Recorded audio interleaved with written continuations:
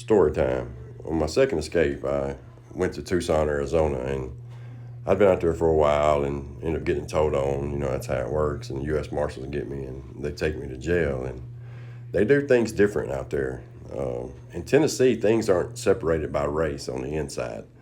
Out there, it is. Like, you know, you have the whites are with the whites, the blacks are with the blacks, the Mexicans with the Mexicans, and so on and so forth. And so I get there, and they have, you could get like, I think like $150 worth of commissary regular once a week, but you could get internet commissary, and it would be delivered to your cell basically the next day. So other words, like tonight, say your family goes online and they order you internet commissary, the next morning they come bringing it to you. And so girl I was seeing did that for me, and the next morning here they come and they bring it to my door, you know, and I get it. And I was on a max pod, and top floor would be out, and then they'd go up, and the bottom would be out. You know, they kept it separated. Well, anyway, this dude from the top floor comes up to my door, and he says his name or something, and he says, "I'm the head of the whites." And I said, "Well, congratulations."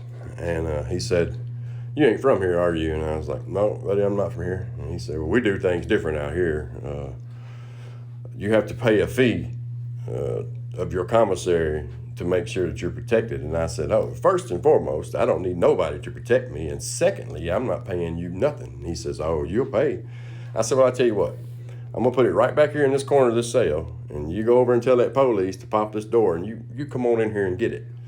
And he was talking all that tough guy stuff. And then when the time came, he wouldn't come in there. He stayed out or whatever, trying to be tough. Well, they finally basically almost make him come in my cell. I hit this dude one time. This is a true story. And he fell in the floor and balled up like a little girl. Had me locked up on maximum security for the rest of the time I was out there. And he was the head of the whites. True story.